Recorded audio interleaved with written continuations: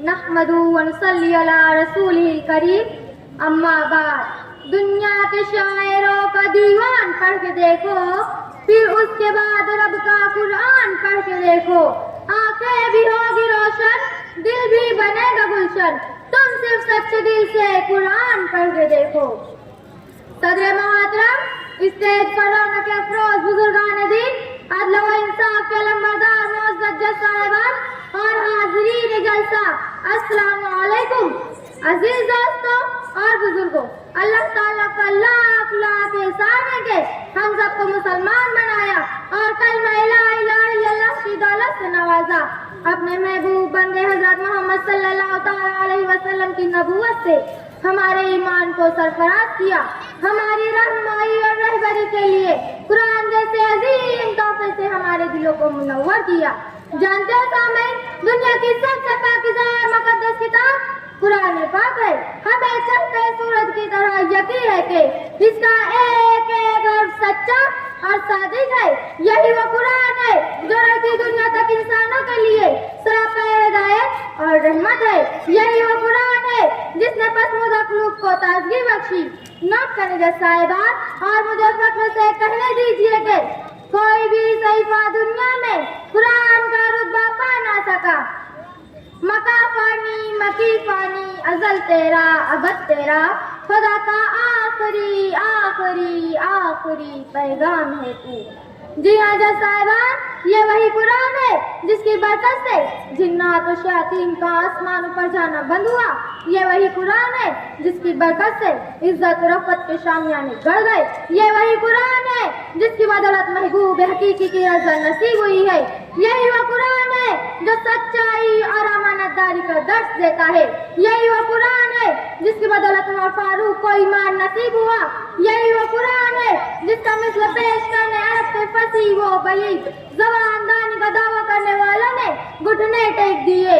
یہی وہ قرآن ہے جس نے ضلالت و گمراہی کے دلدل میں پھنسی ہوئی انسانیت کو رشد و ہدایت کا پیغام سنایا۔ یہی وہ قرآن ہے جس کی حفاظت کا وعدہ خود خالق کائنات نے فرمایا۔ تو پھر کیوں کرنا کہوں، اور مجھے کہہ لینے دو سامعین کہ کوئی بھی صحیفہ دنیا میں قرآن کا رتبہ پا نہ سکا۔ اے مومنو سنو یہ حقیقت قرآن کی، جنت میں لے کے جائے گی تلاوت قرآن کی۔ یاد رکھو سامعین، قرآن دنیا کی سب سے بڑی نعمت ہے۔ یہ زمین و آسمان، چاند، سورج اور ستارے کوئی بھی اس نعمت کا مقابلہ نہیں کر سکتے۔ قرآن رب کائنات کا مقدس اور عظیم کلام ہے، کیوں نہ ہو جب اس کو اتارنے والا خود خالق امین اور جس ذات پر نازل ہوا وہ بھی صادق الامین، اور جس مقام پر نازل ہوا وہ بھی ولد الامین، اور جس مہینے میں نازل ہوا وہ تمام مہینوں سے افضل، اور جس رات نازل ہوا وہ ہزاروں راتوں سے بہتر۔ شریکان بزم قرآن کریم روح خداوندی ہے، سرچشمہ زندگی ہے۔ وہ عرب قوم جو پشت پشت مردہ چلی آ رہی تھی، دنیا جس کو ذلیل و حقیر جانتی تھی، جن کو جاہلین مکہ کہا جاتا، لیکن جب قرآن آیا تو جن کا نام جو لائے رب تھا وہ صحابہ اکرام ہو گیا۔ وہ مردہ قوم جو کروٹ نہیں لے سکتی تھی، طاقت و قوت سے ایسی لیس ہو گئی کہ جس نے قیصر و کسریٰ کا غرور خاک میں ملا دیا۔ غارِ حرا سے نکلی تھی عرصہ گزر گیا، اب بھی ہے خوب روشن قرآن کی شعائیں۔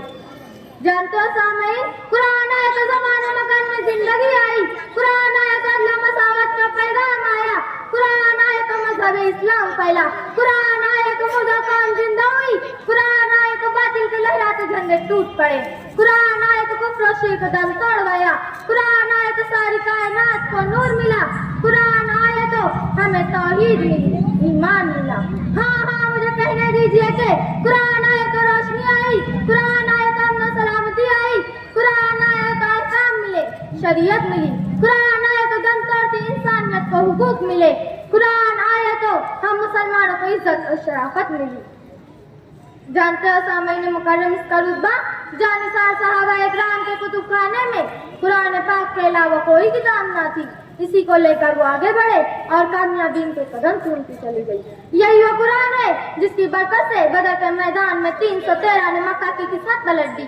تو پھر کیوں کرنا کہوں کہ کوئی بھی صحیفہ دنیا میں قرآن کا رتبہ پا نہ سکا. جانتے ہو اسلام کے پاسبانوں، اس صحیفہ مقدس کی توثیق بیان کرتے کرتے میری زبان اور آپ کے کان تھک جائیں گے، یہ شب و روز کم پڑ جائیں گے، لیکن اس کی عظمت پوری بیان نہ ہو سکے گی. آخر میں اس دل کی ایک ہی تمنا ہے، اصلاح عالم کا بس سامان ہونا چاہیے، سب کا دستور العمل قرآن ہونا چاہیے. یہی آرزو تعلیم قرآن عام ہو جائے، ہر ایک پرچم سے اونچا پرچم اسلام ہو جائے. وآخر الدعوانا الحمدللہ رب العالمین.